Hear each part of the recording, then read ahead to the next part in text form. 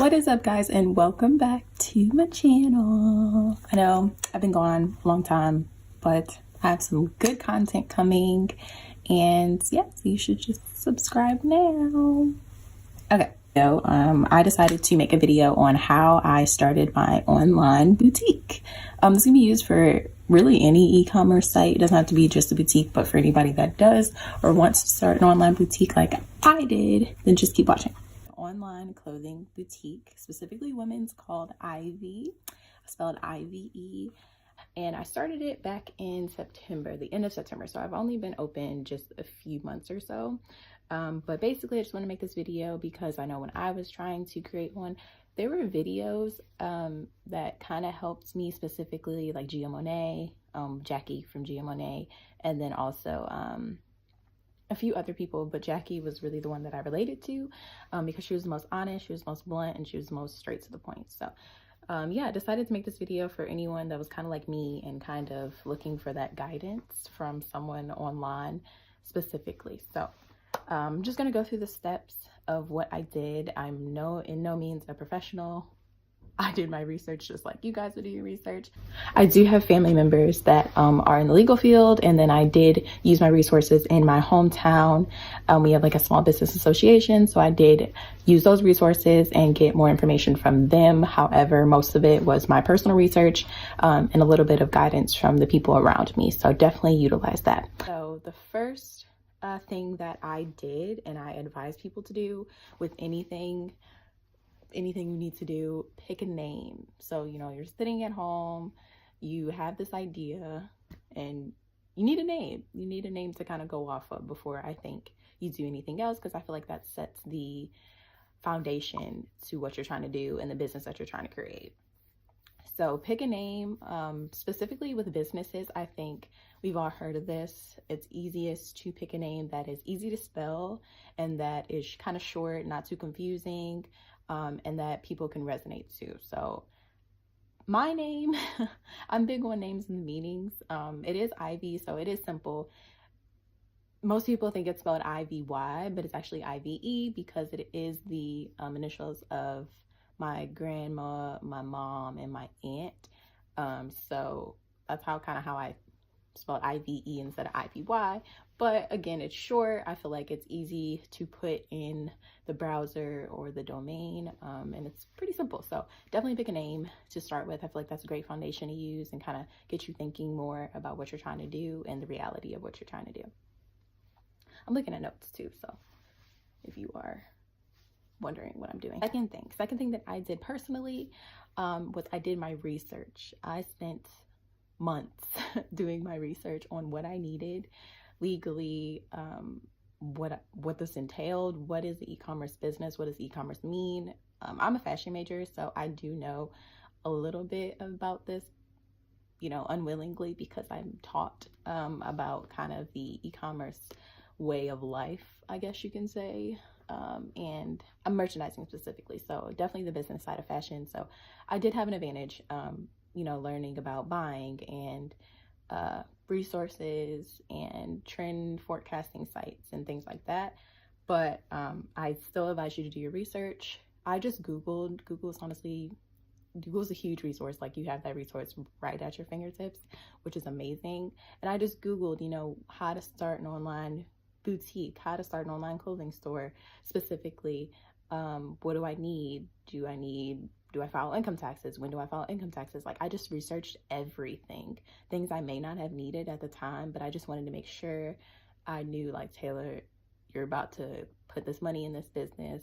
You need to know what you're about to get into. So that's why I basically researched everything. I spent months on the computer. I wrote everything down. Do you know about this? Because it was a lot. It's a lot of resources online, and it can be overwhelming and definitely intimidating. It definitely intimidated me when I was reading about, you know, how much people put in this boutique business that's going on, or the legal side and the things that could go wrong if you do something wrong legally. It was definitely intimidating, but I think doing that research for so long intimidated me, looking at all the information and everything that could go wrong, everything that could go right. I was like, oh my gosh, what do I do if I do this wrong? But definitely doing that research definitely helped me Again, I'm a fidgeter, so don't mind me. But doing that research definitely helped me in the long run, I believe, with what to expect and ensuring what I wanted to get myself into.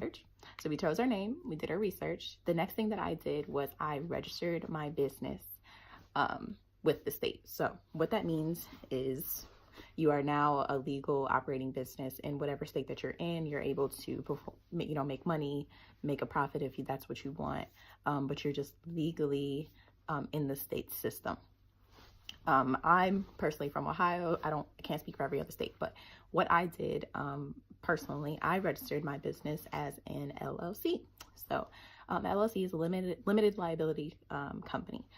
I'm not a professional, but basically what that means is if I get sued or my business gets sued, it goes to my business, not to me, if that makes sense. So basically, say somebody doesn't like what I did and wants to sue me for whatever reason, they can't sue me, they have to sue my business. So if my business only made $500 and that's all I have, that's all they can get. Personally, was I registered for an EIN number. I was a little confused about the EIN number. It's an employee identification number. If you don't know what it means, again, every state's different. I'm not sure if everyone needs this to do it,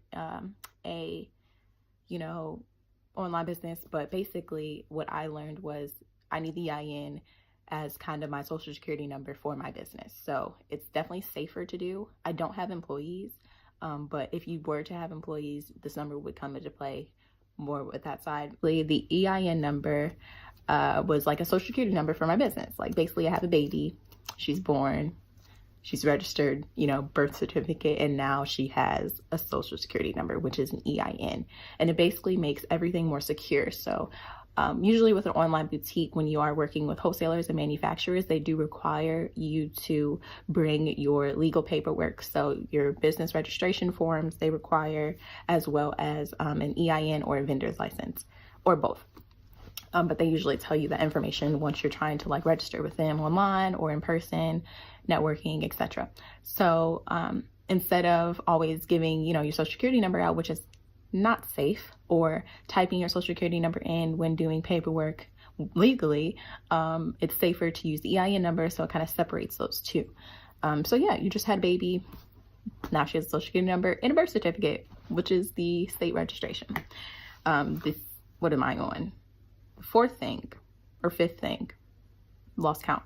Next thing I did was I then received my vendor's license. And again, I did notice, when I was watching other, YouTubers and other people's journeys with this, some states consider the EIN and vendor's license the same. I don't know. Can't speak for that. Me, I also registered for a vendor's license. The EIN number was free. The vendor's license is not. I can't remember how much I paid for my vendor's license, but I did pay. And basically the vendor's license just tells manufacturers and wholesalers, as well as, whoever, that you are, legally able to purchase as a vendor or, sell these items. And it also acts as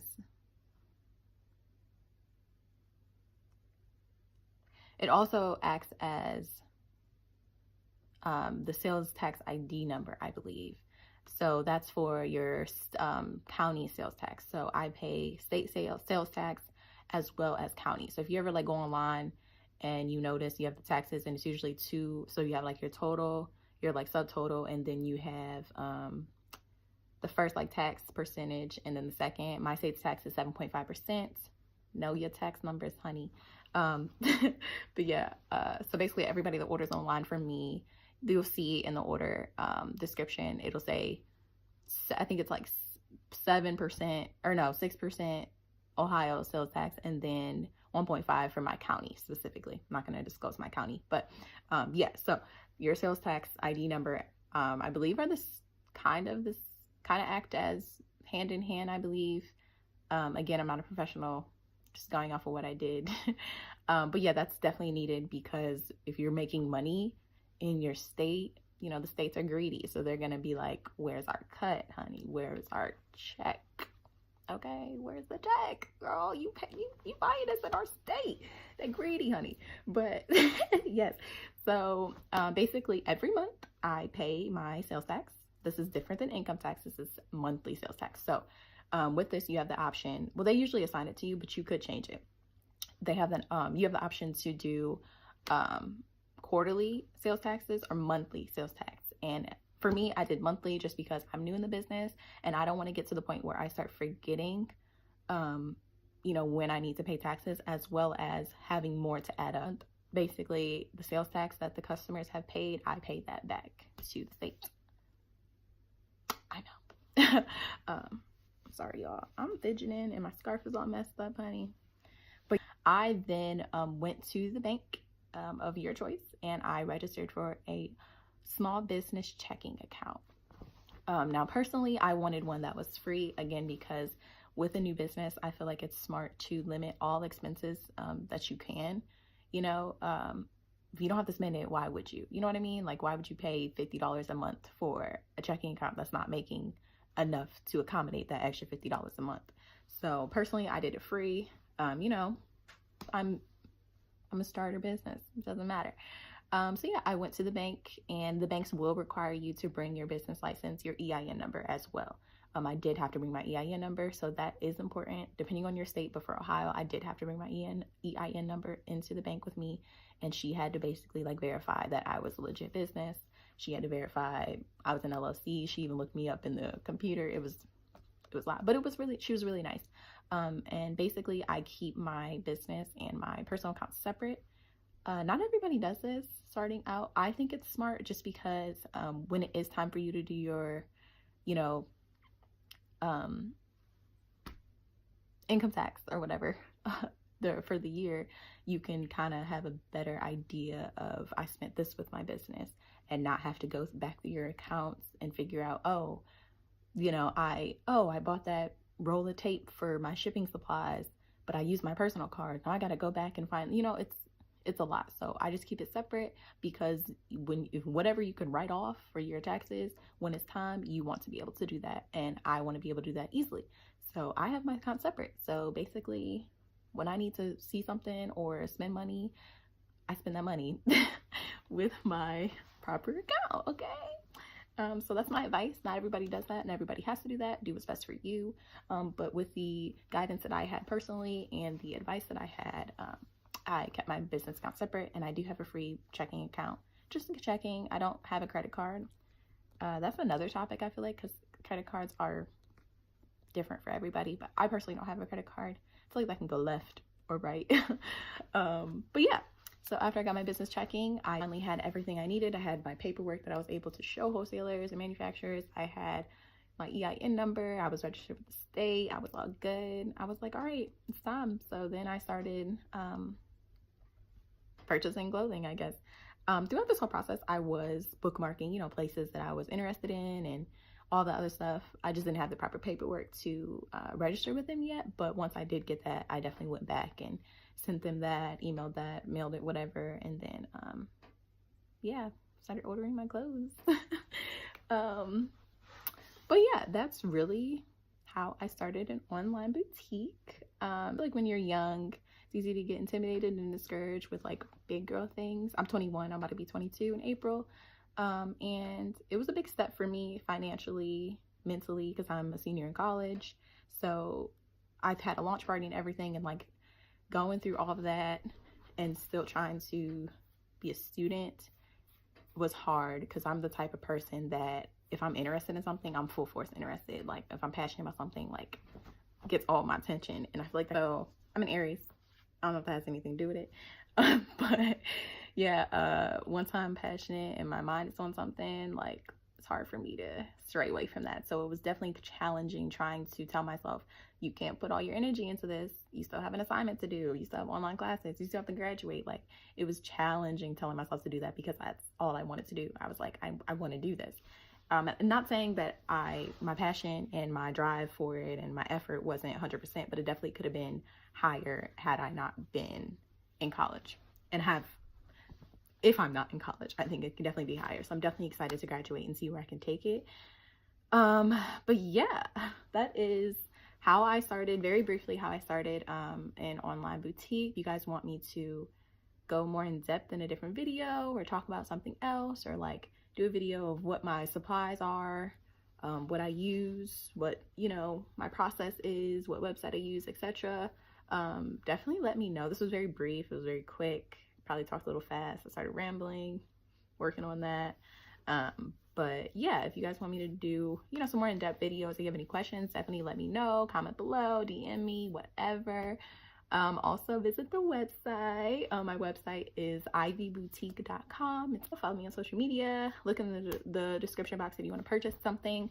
These zodiac necklaces I do have available. They're going pretty quick though, so get them while you can. But yeah, I do have the zodiac necklaces. I don't know if you can really see it, but it is like a old English font text or whatever.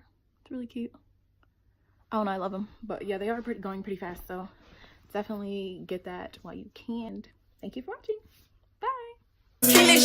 Come and see that bird. Start punching red Audi fruit. Punching if we fight, you know my name. Y'all jumping, I ain't scared. Just a whole lot of gang.